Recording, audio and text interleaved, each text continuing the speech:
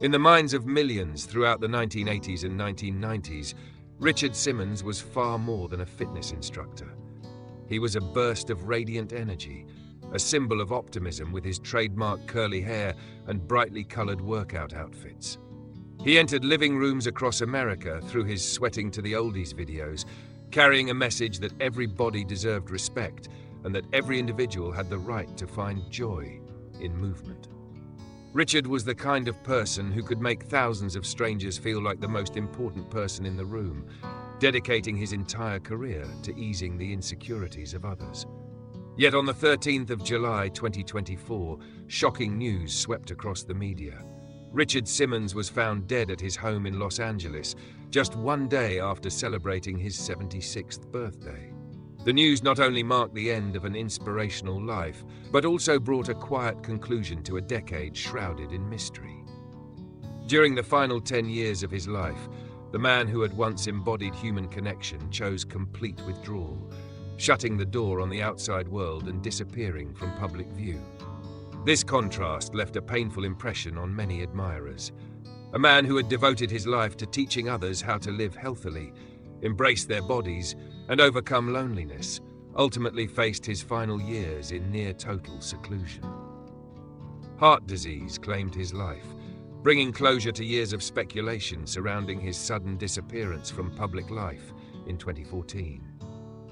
Perhaps people had become so accustomed to seeing the vibrant Richard Simmons on television that they forgot there was a real human being beneath the image of the endlessly cheerful healer. Beneath the laughter and enthusiasm existed a person carrying private struggles that could not easily be expressed.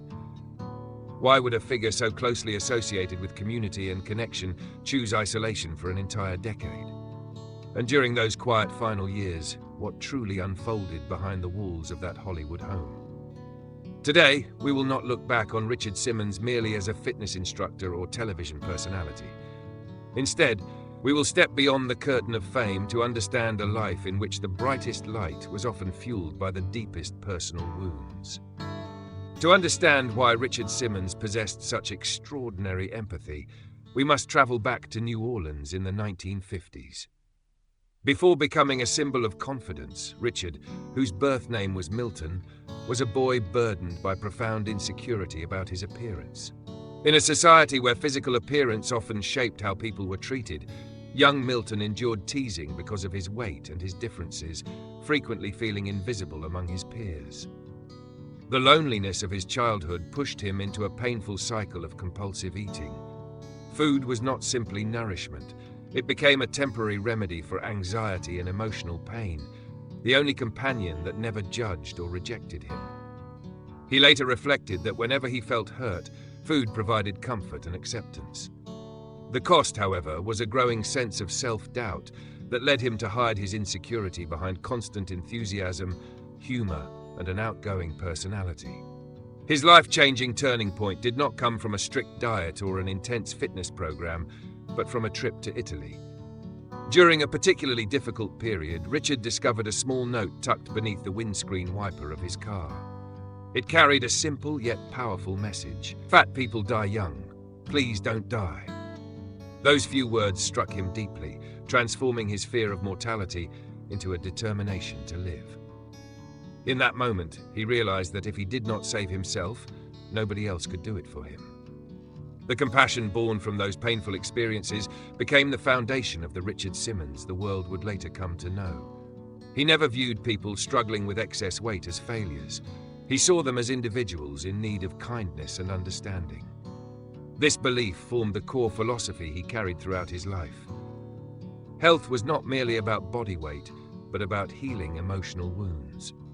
In 1974, Richard Simmons opened the Simmons Fitness Studio in Los Angeles and immediately sparked a revolution in a fitness industry obsessed with perfect physiques and sculpted muscles. The most unusual aspect of Simmons was not its equipment, but the absence of mirrors. Richard understood that for people struggling with body image, mirrors were not tools for measuring progress. They often felt like harsh judges delivering constant criticism. He removed them, transforming the studio into a sanctuary of acceptance where beauty was measured by vitality and effort rather than appearance. At Simmons, nobody was treated as an outsider. Richard welcomed everyone, those ignored by society, elderly individuals who felt forgotten, and people struggling with obesity and despair. He never positioned himself as an authority standing above others. Instead, he walked beside them as a companion.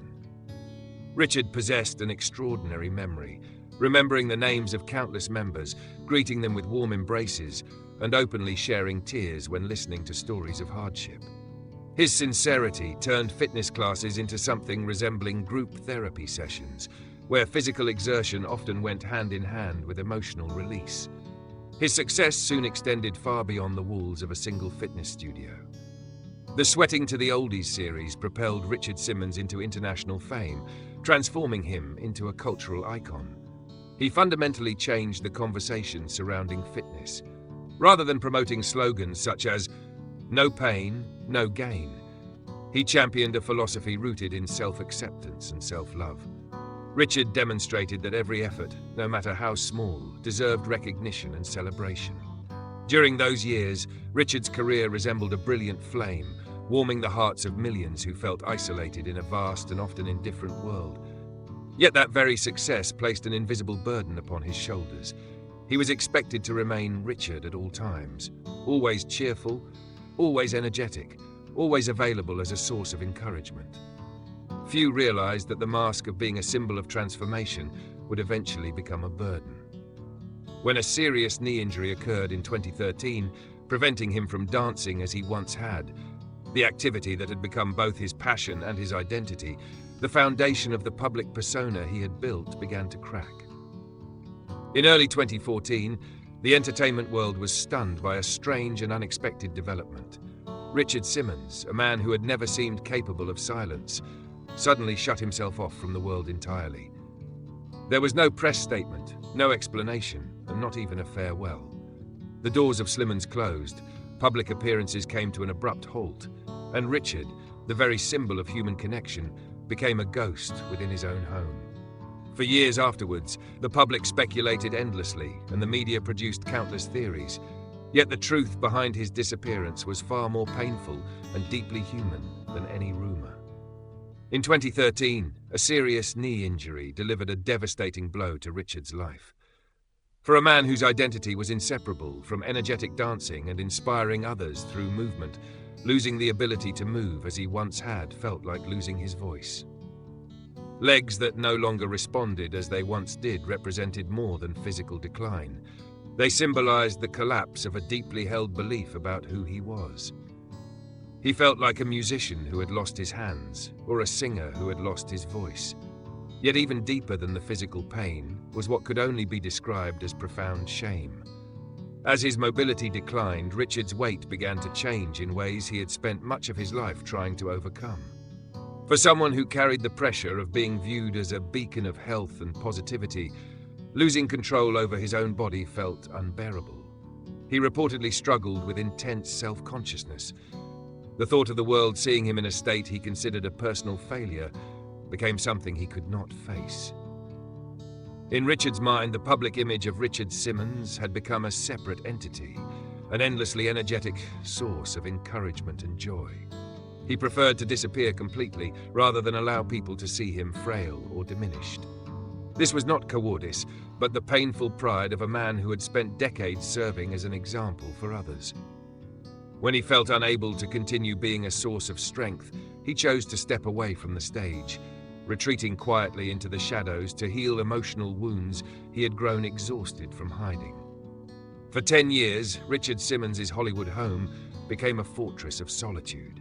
Former friends, colleagues, and even his brother Lenny Simmons were unable to penetrate the wall of silence he built around himself. The only person consistently allowed into that private world was his housekeeper, Teresa Revis, whose quiet presence remained among the empty rooms. Richard separated himself from fame, from applause, and even from many of the people who cared about him most. When welfare checks were conducted following public concern, Richard consistently maintained that he was fine. Yet it was a defensive kind of fine. In reality, he appeared to be experiencing a gradual decline not only in physical health, but also in his sense of purpose. For someone who had spent a lifetime defining his value through bringing joy to others, The loss of connection left an enormous void. He was no longer Richard in the eyes of the world. He had become Milton once again, the lonely boy from years earlier, alone in a room where the mirrors were gone but the insecurities remained. This was more than simple seclusion. It was a form of self-imposed punishment. Those 10 years became a decade-long struggle with chronic pain and emotional exhaustion. He refused help not because of arrogance, but because he did not want anyone to see him in a state that felt less than radiant. Richard accepted the cost of loneliness in exchange for preserving the image he had devoted decades to creating and sharing with the public. The irony is heartbreaking. The man who spent his life ensuring that nobody felt abandoned ultimately isolated himself within his own home. It became a 10-year silence in which old workout tapes continued to preserve the laughter and enthusiasm of an eternal Richard Simmons, while the man behind those recordings slowly loosened his grip on the world. Richard Simmons' passing is not merely a sad moment for the entertainment industry. It is also an opportunity to view his life through a more compassionate lens. He left behind an extraordinary legacy. Millions of people gained confidence through his encouragement. Thousands of letters of gratitude were treasured by their recipients. And perhaps most importantly, he helped reshape the way people think about health by teaching that every body deserves respect. That legacy did not disappear with him. It continues to live on in those who learn self-acceptance because of his influence. Yet Richard's story also contains a painful contradiction.